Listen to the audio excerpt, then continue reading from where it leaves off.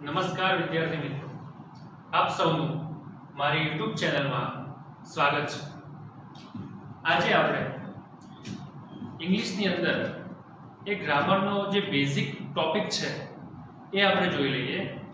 Article વિશે આપણે આજે અભ્યાસ કરવાના છીએ। સૌથી પહેલા પ્રશ્ન થાય કે આર્ટિકલ કેટલા છે? તો કેટલા છે? આર્ટિકલ 3 છે। કયા કયા?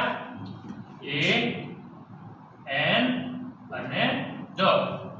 ટોટલ આર્ટિકલ 3 છે, એ, એન અને ધ। બીજો પ્રશ્ન આપણને થાય આર્ટિકલના બે પ્રકાર છે। કેટલા પ્રકાર છે? બે પ્રકાર છે। કયા કયા?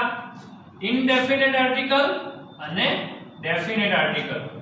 ગુજરાતીમાં કેવું હોય તો ઇનડેફિનેટ એટલે કે અચોક્કસ આર્ટિકલ અને ડેફિનેટ એટલે કે ચોક્કસ આર્ટિકલ।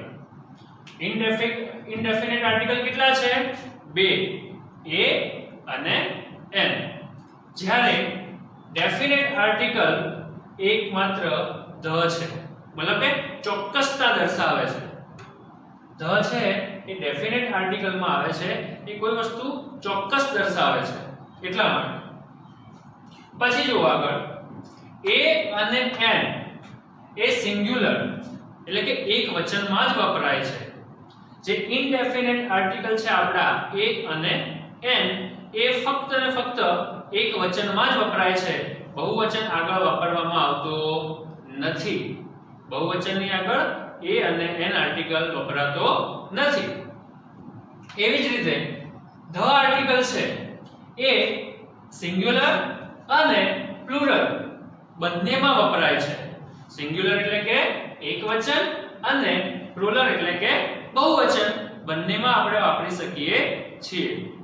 સમજાય છે કે જ્યારે ઇનડેફિનેટ આપણા જે એ અને એન આર્ટિકલ છે એ ફક્ત ને ફક્ત એકવચનમાં જ વપરાય છે, જ્યારે ધ ચોક્કસ ડેફિનેટ આર્ટિકલ છે એ આપણે એકવચન અને બહુવચન બંનેમાં વાપરી શકીએ છીએ।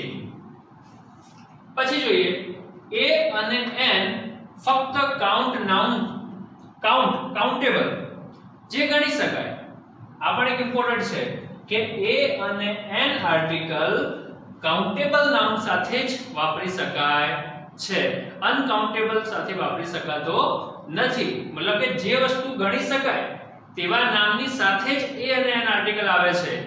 ઓકે, પછી ધ એ કાઉન્ટ નાઉન તેમજ નોન કાઉન્ટ બંનેની સાથે વાપરવામાં આવે છે। એટલે કે જે ધ આર્ટિકલ છે એ એકવચનમાં પણ વપરાય છે, બહુવચનમાં પણ વપરાય છે, ગણી શકાય તેની સાથે પણ વપરાય છે અને ન ગણી શકાય તેની સાથે પણ વપરાય છે। તો વિદ્યાર્થી મિત્રો, આપણે એના બેઝિક જે પોઈન્ટ હતા એ આપણે જોઈ લીધા। કુલ 3 આર્ટિકલ છે, એ, એન અને ધ। એના આર્ટિકલના મુખ્ય બે પ્રકાર કહેવામાં આવે છે। કયા કયા? ડેફિનેટ આર્ટિકલ અને ઇનડેફિનેટ આર્ટિકલ। તો કે ઇનડેફિનેટ આર્ટિકલ કયા કયા છે? તો કે એ અને એન, અને ડેફિનેટ આર્ટિકલ ઓન્લી ધ। પછી એ અને એન એ એક વચનમાં જ વપરાય છે, જ્યારે ધ છે એક વચન અને બહુવચન બંનેમાં પણ વાપરવામાં આવે છે। અને એ અને એન છે એ ફક્ત ગણી શકાય તેવા નામ સાથે જ વાપરવામાં આવે છે, જ્યારે ધ આર્ટિકલ છે એ ગણી શકાય અથવા તો ન ગણી શકાય બંનેની સાથે વાપરવામાં આવે છે। તો વિદ્યાર્થી મિત્રો, તમે આ સ્ક્રીનનો પોઝ કરી અને એનો એક આખું નોટબુકની અંદર તમે લખી દેજો, જેથી તમે આપણે નેક્સ્ટ આગળ જઈ શકીએ। વિદ્યાર્થી મિત્રો, જોઈએ આપણે કે પહેલું છે ઇનડેફિનેટ આર્ટિકલ, અનિશ્ચિત આર્ટિકલ કયા કયા છે? એ અને એન। એના વિશે આપણે અભ્યાસ કરીએ કે એ ક્યારે આવશે, અ આર્ટિકલ ક્યારે આવશે કે જો શબ્દની શરૂઆત વ્યંજનથી થઈ હોય, જો શબ્દની શરૂઆત વ્યંજનથી થઈ હોય ત્યારે એ આર્ટિકલ મૂકવામાં આવે છે। For example, a book, a pen, a table, a year, a quintal, a camel। તમે જોશો એ બધાની જે બી શબ્દની શરૂઆત છે એ વ્યંજનથી થઈ છે. તો તમને આવડવા જોઈએ કે સ્વરો કયા કયા છે. તો કયા કયા છે? આપણે વોવેલ સ્વર a e i o u આપણા 5 સ્વરો છે અંગ્રેજીની અંદર. તો ચલો કે આમાંથી એક પણ નો અહીંયા ઉલ્લેખ છે નહીં, જેથી આપણે આ રૂલ્સ પ્રમાણે કે કોઈ પણ શબ્દની શરૂઆત વ્યંજનથી થઈ હોય તો આપણે એ આર્ટિકલ મૂકીશું. નેક્સ્ટ રૂલ જોઈએ એનો આપણે. હવે બીજો મોસ્ટ ઇમ્પોર્ટન્ટ છે, જો શબ્દની શરૂઆત સ્વરથી થઈ હોય. ચલો અહીંયા આપણે વ્યંજનની વાત કરી, પણ અહીંયા આ બીજા રૂલ્સમાં શું છે? સ્વર છે. કે જો શબ્દની શરૂઆત સ્વરથી થઈ હોય, મતલબ કે વોવેલ્સથી થઈ હોય, પરંતુ તેનો ઉચ્ચાર વ્યંજનથી થતો હોય તો પણ એ આર્ટિકલ મૂકવામાં આવે છે. સમજાય છે વિદ્યાર્થી મિત્રો? અહીંયા શું કહેવા માંગે છે? ભલે આગળ સ્વર રહ્યો, શબ્દની આગળ ભલે સ્વર રહ્યો, પરંતુ તેનો ઉચ્ચાર જો વ્યંજનથી થતો હોય, મતલબ કે અ આ ઈ અને ઉ થી થતો ન હોય. આપણે દેખીએ અહીંયા લખી દઈએ કે અ આ ઈ અને ઉ આટલાથી ન થતો હોય તો આપણે આર્ટિકલ એ મૂકવામાં આવશે. એક્ઝામ્પલ જોઈએ. અહીંયા જુઓ, યુરોપિયન, અહીંયા આગળ ઈ છે. ઈ શું છે? આપણો સ્વર છે. જો વોવેલ્સ ની અંદર ઈ રહ્યો અહીંયા, તો અહીંયા પણ ઈ છે, તો ભાઈ સ્વરની આગળ તો એન મૂકવામાં આવે છે, પરંતુ નહીં. અહીંયા આપણે જે નિયમ કહેવામાં આવે છે કે એનો ઉચ્ચાર વ્યંજનથી થતો હોય. અહીંયા યુરોપિયન છે, આગળ ઈ છે, પરંતુ ઉચ્ચાર શું થાય છે? યુરોપિયન યુ થી થાય છે. સમજાય છે? અ આ ઈ કે ઉ થી થતો નથી, એનો ઉચ્ચાર વ્યંજનથી થાય છે, યુ થી થાય છે કે યુરોપિયન. એટલા માટે એ આર્ટિકલ મૂકવામાં આવ્યો છે. ખાસ ધ્યાન રાખજો. બીજું છે અ યુનિવર્સિટી. અ યુનિવર્સિટી છે, એની આગળ યુ છે, તો યુ તો આપણે અહીંયા સ્વરમાં આવે છે ને આપણે નિયમ એવા સાંભળ્યા છે કે ભાઈ તમને જાણતા હશો કે જ્યારે સ્વરથી શબ્દની શરૂઆત થતી હોય તો એન આર્ટિકલ આવશે, પરંતુ નહીં. શબ્દ ભલે સ્વર રહ્યો, પરંતુ તેનો ઉચ્ચાર જો વ્યંજનથી થતો હોય તો એ આર્ટિકલ મૂકજો, એન મૂકતા નહીં. એટલે કે યુનિવર્સિટીમાં યુ આગળ છે, સ્વર છે, તેમ છતાં આપણે ઉચ્ચાર યુ થી થાય છે, અ આ ઈ ઉ થી થતો નથી. નેક્સ્ટ અ વન વે રોડ. અહીંયા જુઓ ઓ છે, ઓ એ પણ આપણો સ્વર થયો, પરંતુ તેનો ઉચ્ચાર શું થાય છે? વન. ઓ થી થતો ઓ થી ઉચ્ચાર થતો નથી, વન થી થાય છે, એટલા માટે પણ અ વન વે રોડ આવશે. અ 1 રૂપી નોટ, એટલે કે 1 રૂપિયાની નોટ. અહીંયા પણ ઓ છે, સ્વર છે, તેમ છતાં પણ આપણે એ આર્ટિકલ મૂક્યું છે, કારણ કે તેનો ઉચ્ચાર વ્યંજનથી થયો છે એટલા માટે.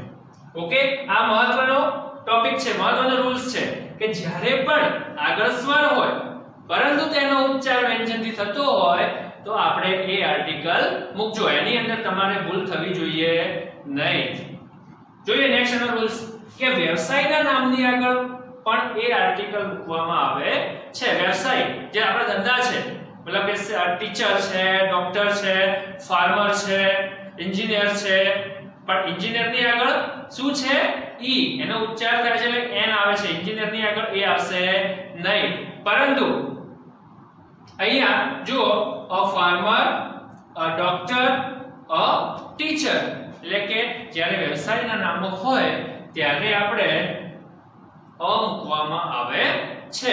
તો વિદ્યાર્થી મિત્રો, તમે બધા જ નિયમો છે એ તમારી નોટબુકમાં લખી દો અને એના જેટલા પણ એક્ઝામ્પલ છે એ પણ તમે તમારી નોટબુકમાં લખી દો. 2 મિનિટ પોઝ કરવાનો અને પછી શાંતિથી લખી દેવાનું. વિદ્યાર્થી મિત્રો, હવે આપણે ઇનડેફિનેટ આર્ટિકલમાં જે બીજો છે એન, એના વિશે અભ્યાસ કરીએ. એન, તમે જાણો છો કે એન આર્ટિકલ ક્યારે આવે છે? તમે ભણ્યા હશો કે જ્યારે સ્વર હોય, જ્યારે શબ્દની શરૂઆત સ્વરથી થતી હોય ત્યારે એન આર્ટિકલ મૂકવામાં આવે છે, પરંતુ એવું હોતું નથી. હા, આપણને સ્વરની જરૂર પડે છે. કે આપણા 5 સ્વરો છે, આપણે અગાઉ જોયું a e i o u, પરંતુ અહીંયા એવું જરૂર નથી કે દરેક સ્વર શબ્દની શરૂઆત થઈ હોય એની આગળ n આવે. તો હવે એનો નિયમ શું છે જોઈ લઈએ.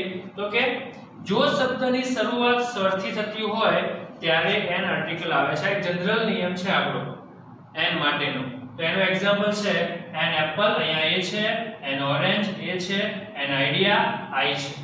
આ તો આપણને ખબર છે. પરંતુ અમુક ટાઈમે એવું થાય છે કે જુઓ કે શબ્દની શરૂઆત વ્યંજનથી થઈ હોય. ઓકે, શબ્દની શરૂઆત શેથી થઈ હોય? વ્યંજનથી. પરંતુ તેનો ઉચ્ચાર સ્વરથી થતો હોય. આ ખાસ ધ્યાન રાખજો કે જો શબ્દની શરૂઆત વ્યંજનથી થઈ હોય પરંતુ તેનો ઉચ્ચાર સ્વરથી થતો હોય, એટલે કે કેવા કયા અક્ષરોથી? એટલે કે અ, આ, ઈ અને ઉ. આ સ્વરથી જ્યારે ઉચ્ચાર થતો હોય ત્યારે n આર્ટિકલ મૂકવામાં આવે છે ખાસ. ઓકે, એના એક્ઝામ્પલ આપણે જોઈ લઈએ કે અહીંયા h છે, જુઓ તમે h o u r. હવે આને વંચાશે શું વંચાશે? તો કે અવર. હવર નથી વંચાતું. શું વંચાય છે? અવર. ભલે આગળ h રહ્યો, ભલે આગળ વ્યંજન રહ્યો, તેમ છતાં પણ એનો ઉચ્ચાર અ થી થાય છે. જો અહીંયા મેં ઉચ્ચાર લખ્યો છે અવર. તો અ છે એ આપણો સ્વર થયો, એટલે કે ભલે આગળ વ્યંજન આવ્યો પરંતુ તેનો ઉચ્ચાર સ્વરથી થતો હોય તો આપણે n મૂકવામાં આવે છે, એટલે કે n અવર. એટલે એના માટે આપણે અહીંયા અવર છે એટલે આગળ n મૂકવામાં આવે. n એર, અહીંયા h છે પણ એનો ઉચ્ચાર શું થાય છે? એર. એર નો મતલબ થાય છે વારસદાર. આ એક નવો શબ્દ છે n એર, એટલે કે એની આગળ પણ શું આવશે? n આર્ટિકલ આવશે. ભલે અહીંયા સ્વર નથી, સ્વર ન હોવા છતાં પણ n આર્ટિકલ મુકાયો છે કારણ કે એનો ઉચ્ચાર અ થી થાય છે, મતલબ કે સ્વરથી થાય છે. નેક્સ્ટ જોઈએ n ઓનેસ્ટ. અહીંયા પણ એવું જ છે, h આપ્યો છે, સ્વર નથી તેમ છતાં પણ n લાગ્યો છે. કેમ કે એનો ઉચ્ચાર સ્વરથી થયો છે એટલા માટે n લાગ્યું છે કે n ઓનેસ્ટ. પછી ઓનરેબલ. અહીંયા પણ h છે પરંતુ તેને વંચાય છે શું? ઓનરેબલ તરીકે વંચાય છે, એટલે કે અહીંયા પણ એ આપણા સ્વર વાળો નિયમ લાગ્યો છે કે આગળ ભલે વ્યંજન હોય પરંતુ તેનો ઉચ્ચાર જો સ્વરથી થતો હોય તો આપણે n આર્ટિકલ મૂકવામાં આવશે. પછી જુઓ આગળ કેટલાક ટૂંકા રૂપોના નામની આગળ પણ n આર્ટિકલ મૂકવામાં આવે છે. ટૂંકા રૂપો એટલે કે કોઈ ફૂલ ફોર્મ ના શોર્ટ કર્યું હોય, શોર્ટ ની અંદર એને રાખ્યા હોય, શોર્ટ ફોર્મ છે એની આગળ n આર્ટિકલ મૂકવામાં આવે છે. એક્ઝામ્પલ તરીકે SSC, આપણે SSC બોર્ડ આવે છે, મતલબ કે 10માનું SSC બોર્ડ. હવે SSC મતલબ કે S એને વંચાય છે શું? આગળ અ આવે છે ને, એટલે NSSC. એવી જ રીતે NHSC, એમાં પણ એ શોર્ટ ફોર્મ છે એટલે આગળ n મૂકવામાં આવ્યું. પછી આપણે NMLA, એની આગળ પણ શું છે? અ આવે છે એટલા માટે NCC, જે આપણે NCC કોર્સ આવે છે એ, અને NX-ray. તો અહીંયા શોર્ટ ફોર્મ છે એના નામની આગળ n આર્ટિકલ આવશે. તો ફરીથી એકવાર જોઈ લઈએ કે જનરલ નિયમ છે આપણો કે જ્યારે સ્વર હોય, વોવેલ્સ હોય, એટલે કે a, e, i, o, u, આપણા 5 સ્વરો છે ઇંગ્લિશની અંદર, એમાંથી જ્યારે શબ્દની શરૂઆત થતી હોય તો જનરલી આપણે n આર્ટિકલ મૂકીએ છીએ. પરંતુ બીજો નિયમ આપણો એવો છે કે જો શબ્દની શરૂઆત વ્યંજનથી થઈ હોય પરંતુ તેનો ઉચ્ચાર અ, આ, ઈ કે ઉ થી થતો હોય તો આપણે n આર્ટિકલ મૂકીશું. એવી જ રીતે કે ટૂંકાક્ષરો નામની આગળ પણ n આર્ટિકલ આવશે. તો વિદ્યાર્થી મિત્રો આપણે આગળ a જોયું, હવે n જોયું. તો a અને n જે બંને ઇનડેફિનેટ આર્ટિકલ છે, જે તમે સમજી ગયા હશો. આશા રાખું છું કે તમે સમજી ગયા હશો. a ની અંદર પણ આપણે જોઈ લીધું અને n ની અંદર પણ જોઈ લીધું. તો તમે વિદ્યાર્થી મિત્રો આખો જે સ્ક્રીન છે એને તમે પોઝ કરજો અને એ આખું તમારા નોટબુકમાં લખી દેજો જેથી તમે અભ્યાસ કરી શકો.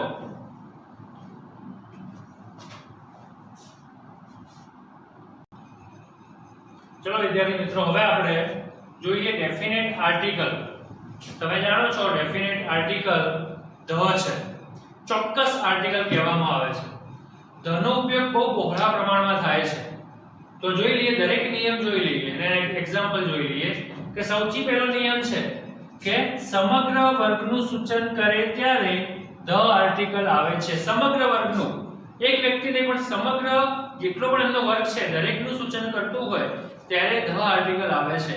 આપણને ખબર છે કે કેમલ સાથે અ કેમલ આવે, પરંતુ જ્યારે બધા જ ઊંટની વાત કરી હોય ત્યારે આવું વાક્ય બને છે the camel is a ship of desert. જે ધ, અહીંયા કેમલની આગળ ધ મૂક્યું છે કેમ કે બધા જ કેમલની વાત કરી છે, બધા જ ઊંટની વાત કરી છે, એક ઊંટની વાત નથી કરી કે ધીસ ઇઝ અ કેમલ આપણે કહીએ છીએ, પરંતુ એ બધા જ કેમલ છે, જેટલા પણ ઊંટ છે એ શું છે? અ શીપ ઓફ ડિઝર્ટ, એટલે કે રણ. શીપ એટલે વાહન, ડિઝર્ટ એટલે રણ, કે રણનું વાહન છે, કે ઊંટને આપણે રણનું વાહન કહીએ છીએ. એક ઊંટની વાત કરી હોત તો અ કેમલ આવત, પરંતુ બધા જ ઊંટોની વાત કરી છે તો દરેક ઊંટને આપણે રણનું વાહન કહી શકીએ છીએ. બીજું છે એક જ શબ્દનો બીજી વાર ઉલ્લેખ કરવામાં આવે ત્યારે તે શબ્દ ચોક્કસ બની જાય છે, તેથી તેની આગળ ધ આર્ટિકલ આવે છે. એક વાક્યની અંદર આપણે ઉલ્લેખ કર્યો છે, એની અંદર એ વ્યંજન તરીકે વપરાયો છે, મતલબ કે એક વચન તરીકે વપરાયો છે, તેથી આપણે એની આગળ અ મૂકશો, પરંતુ એ અથવા તો એનજીબી, પરંતુ એની એક બીજા વાક્યની અંદર એનો ઉલ્લેખ કરવામાં આવશે ત્યારે એ કોઈ વસ્તુ ચોક્કસ બની જશે, તેથી તેની આગળ ધ મૂકવામાં આવશે. देखिए example, this is an apple. તમને ખબર છે અહીંયા સ્વર છે, એપલ ની આગળ આપણે એન મૂકીએ છીએ. this is an apple. હવે જો અહીંયા શું કર્યું છે? the apple is red. અહીંયા એપલ ની આગળ ધ મૂકી દીધું છે. ખાસ ધ્યાન રાખજો, તમે અહીંયા એન મૂકતા નહીં, કેમ કે એક જ વાક્યમાં બીજું વાક્ય એને એડ થાય છે ને એની જ વાત કરી છે, એપલ ની જ વાત કરી છે, તેથી એ એપલ ચોક્કસ બની ગયું. એટલે ચોક્કસતા સૂચવવા માટે આપણે ધ નો ઉપયોગ કરીએ છીએ. એટલે કે this is an apple. the apple is red. કે આ એપલ છે અને એપલ કેવું છે? લાલ છે. ઓકે, તો તેથી બીજી વખત જ્યારે એનો ઉપયોગ થાય છે ત્યારે એ ચોક્કસ બની જાય છે અને તેથી આપણે ધ મૂકીએ છીએ. ખાસ નિયમ યાદ રાખજો. પછી અનન્યવાચક વસ્તુઓના નામની આગળ અનન્યવાચક યુનિક હોય, મતલબ કે આખા વિશ્વમાં, સમગ્ર વિશ્વની અંદર એકમાત્ર હોય, એને આપણે અનન્યવાચક કહી શકીએ. યુનિક, અદ્વિતીય, એના જેવું વિશ્વમાં કોઈ હોઈ શકે નહીં, એના માટે આપણે ધ નો ઉપયોગ કરશું. તો ચલો કે અનન્યવાચકો કઈ કઈ વસ્તુઓ આવશે? તો કે શું છે? ધ સન, સૂર્ય એક જ છે એટલા માટે અનન્યવાચક છે એટલે ધ આવશે. the sky, Akash, the earth, the star, the north pole એટલે કે ઉત્તર ધ્રુવ, the south pole એટલે કે જે દક્ષિણ ધ્રુવ, the horizon, horizon એટલે કે જે ક્ષિતિજ જ્યાં સૂર્ય આથમે છે એ જગ્યા horizon, the world વિશ્વ, universe આખું જ યુનિવર્સ. આ દરેક શબ્દો છે એ આખા વિશ્વની અંદર એક જ છે, તેથી આપણે એની આગળ ધ આર્ટિકલ મૂકશું. નેક્સ્ટ જોઈએ આપણે કે દિશાઓના નામની આગળ ધ આવે છે. આ મોસ્ટ આઈએમપી છે, આપણે ઘણીવાર દસમાની અંદર પણ યુઝ થાય છે. દિશાઓના નામની આગળ હોય એટલે કે ઉત્તર, દક્ષિણ, પૂર્વ અને પશ્ચિમ. આપણે ચાર દિશાઓ છે તો દિશાઓના નામની આગળ પણ ધ આવશે. કે શું કહેવાશે ઇંગ્લિશમાં? The north, the south, the east, the west. એટલે કે દિશાઓના નામની આગળ પણ ધ આર્ટિકલ મૂકવામાં આવે છે. પછી સમાચાર પત્રો એટલે કે જેટલા પણ સમાચાર પત્રો છે, એક્ઝામ્પલ તરીકે આપણે અહીંયા ગુજરાતની વાત કરીએ, ધ સંદેશ, ધ દિવ્ય ભાસ્કર, ધ રખિયાળ, એ દરેક સમાચાર પત્રોની આગળ ધ મૂકવામાં આવે છે. આપણે એક્ઝામ્પલ તરીકે અહીંયા લઈએ ધ ટાઈમ્સ ઓફ ઇન્ડિયા. પછી એક સમાચાર પત્ર છે ધ હિન્દુ. ઓકે, તો જેટલા પણ સમાચાર પત્રો છે એની આગળ ધ મૂકવામાં આવે છે. પછી ટ્રેન, કોઈ સ્પેશિયલ ટ્રેન હોય તો ટ્રેનની આગળ પણ ધ મૂકવામાં આવે છે. કે સાબરમતી એક્સપ્રેસ છે તો કે the Sabarmati express. The Mahatma Gandhi train એ પણ ચાલે છે. ઓકે, ધ વિવેક એક્સપ્રેસ, તમે એસએસ ની અંદર ભણતા હશો કે વિવેક એક્સપ્રેસ સૌથી લાંબી એક ટ્રેન છે. હા, ઓકે.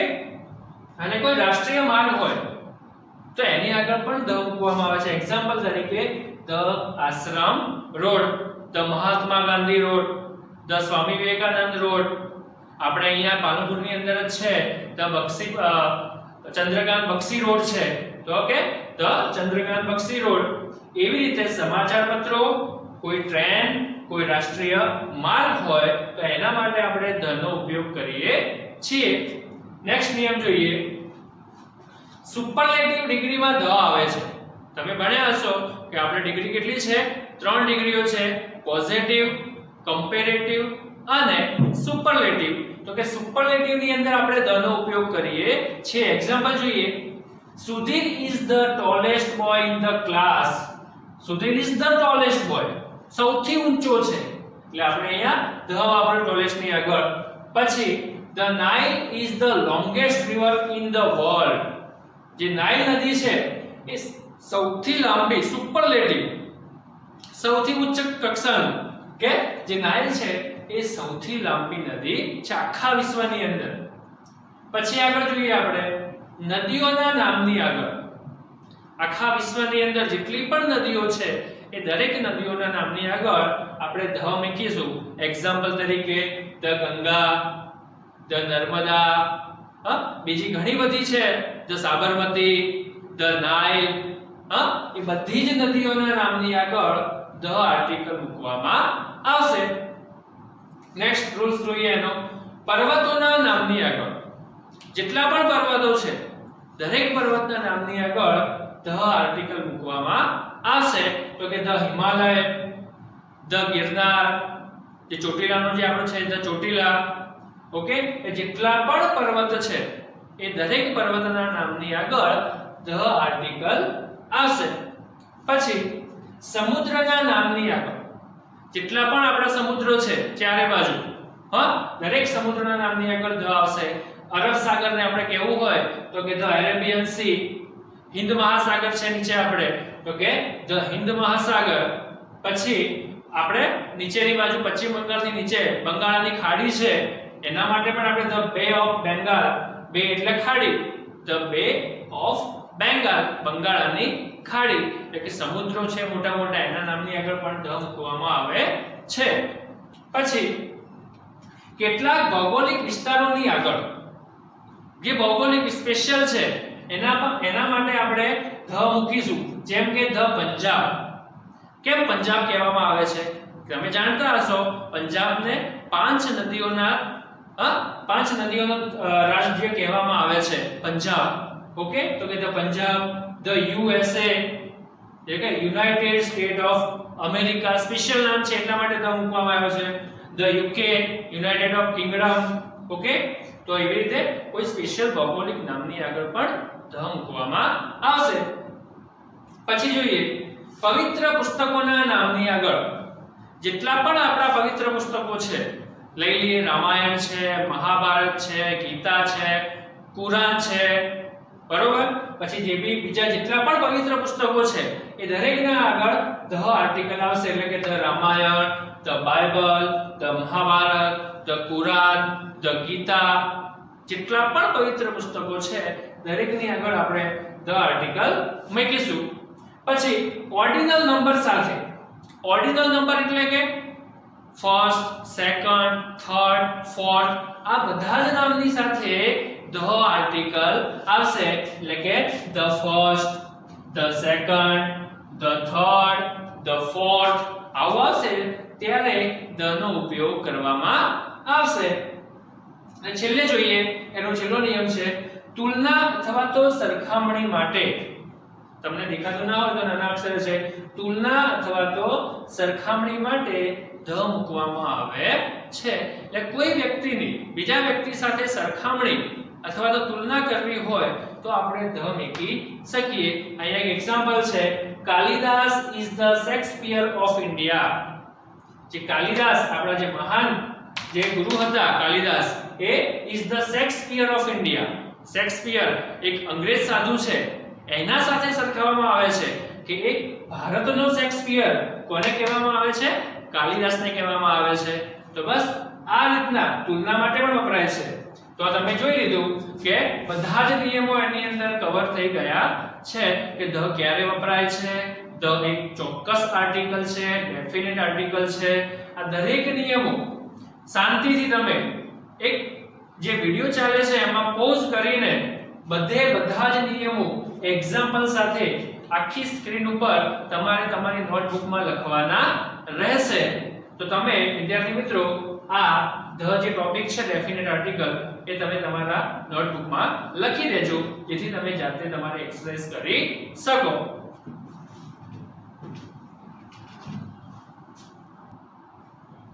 ચલો વિદ્યાર્થી મિત્રો, હવે આપણે ત્રણ તો દેખી લીધું કે એ એન અને ધ આર્ટિકલ ક્યારે આવે છે.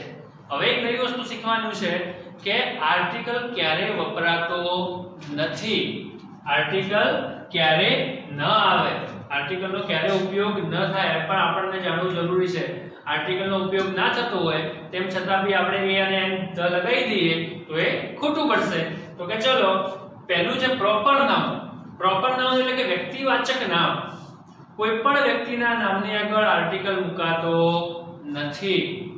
તમારું જે બી નામ હોય, મહેશ, પરેશ, સંજય, તમારા નામની આગળ ક્યારે પણ આર્ટિકલનો ઉપયોગ કરતા નહીં. એવું ના કે my name is a Pradeep, એવું ના આવે. માય નેમ ઇઝ પ્રદીપ એટલે કે નામની આગળ આર્ટિકલ મુકાતો નથી. પછી છે એબ્સ્ટ્રેક્ટ નામ. એબ્સ્ટ્રેક્ટ એટલે કે ભાવ, લાગણી. જ્યારે લાગણીવાચક કોઈ શબ્દ હોય તો એના માટે પણ આર્ટિકલ મુકાતો નથી. લાગણી એટલે ફક્ત તમે મહેસૂસ કરી શકો, તમે જ ખાલી ફીલ કરી શકો. લવ છે, ઇમોશન છે, ઓકે. મર્સી, મર્સી એટલે દયા, એ ફક્ત તમે અંદરથી જ આપી શકો, એ દેખાય નહીં તમને. પીસ, શાંતિ. પછી સોરો, દુઃખ. આ દરેક જે એબ્સ્ટ્રેક્ટ નાઉન છે એની આગળ આર્ટિકલ મુકાતો નથી. નેક્સ્ટ મટીરીયલ નાઉન એટલે કે પદાર્થવાચક નામ છે, એની આગળ પણ આર્ટિકલ મુકાતો નથી. એક્ઝામ્પલ તરીકે આયરન, લોખંડ છે, ગોલ્ડ, સોનું છે, સિલ્વર, એની આગળ કોઈ પણ જાતનો આર્ટિકલનો ઉપયોગ થશે નહીં. બીજા પણ જેટલા મટીરીયલ નાઉન છે એ દરેકની આગળ આર્ટિકલનો ઉપયોગ થશે. સુગર છે, ઓકે. પછી લેંગ્વેજ, ભાષાઓ. આપણે જેટલી બી ભાષાઓ છે એની આગળ પણ આર્ટિકલનો ઉપયોગ કરવામાં આવતો નથી. આ ખાસ નોંધ લેજો કે આપણી જે ઇંગ્લિશ છે, હિન્દી છે, ગુજરાતી છે, ઉર્દુ છે, પારસી છે, જેટલી બી ભાષાઓ છે એની આગળ આર્ટિકલનો ઉપયોગ થતો નથી. પછી નેમ ઓફ સીઝન, જે ઋતુઓના નામની આગળ જેટલી બી આપણી ત્રણ ઋતુઓ છે, શિયાળો, ઉનાળો અને ચોમાસું, એ ઋતુઓના નામની આગળ પણ આર્ટિકલનો ઉપયોગ થતો નથી. આ પણ મહત્વનું છે કે ભાઈ સ્પ્રિંગ છે, સ્પ્રિંગ ટાઈમ છે, સમર છે, મોન્સૂન છે, વિન્ટર છે, એ દરેક ઋતુઓના નામની આગળ આર્ટિકલ આવતો નથી. અને છેલ્લે કે રોગોના નામની આગળ જેટલા બી રોગ છે એ રોગોના નામની આગળ પણ આર્ટિકલ મૂકવામાં આવતો નથી. ટીબી છે, એડ્સ છે, હાલની તાજેતરની વાત કરીએ તો કોરોના જે નવો આવ્યો છે, કોરોના છે, ડાયરિયા છે, ડાયાબિટીસ છે, જેટલા પણ રોગ છે કોઈ પણ રોગની આગળ આર્ટિકલ મૂકવામાં આવતો નથી. તો હવે વિદ્યાર્થી મિત્રો, આ પણ એક મહત્વનો ટોપિક હતો કે ક્યારે આર્ટિકલ ન આવે, એ પણ તમે સમજી લીધું. ફરીથી તમે એકવાર આખું જોઈ લેજો વિડિયો રિવાઇઝ કરીને, અને આખી જે સ્ક્રીન ઉપર તમને દેખાય છે એ તમે એક પોઝ કરી અને બધું જ તમારી નોટબુકમાં લખી દેજો, જેથી તમે તમારી જાતે એક્સરસાઇઝ કરી શકો. તો ચલો વિદ્યાર્થી મિત્રો, આજે આપણે આર્ટિકલનો સંપૂર્ણ ટોપિક એ એન ધ ક્યારે આવે, ક્યારે ન આવે, કોની સાથે આવે, કોની સાથે ન આવે, દરેક બાબતોનો અભ્યાસ આપણે આજના લેક્ચરમાં કર્યો. તેથી મને હું આશા રાખું છું કે તમે આર્ટિકલની અંદર તમને કોઈ પણ પ્રકારની ભૂલ પડશે નહીં. Okay, thank you.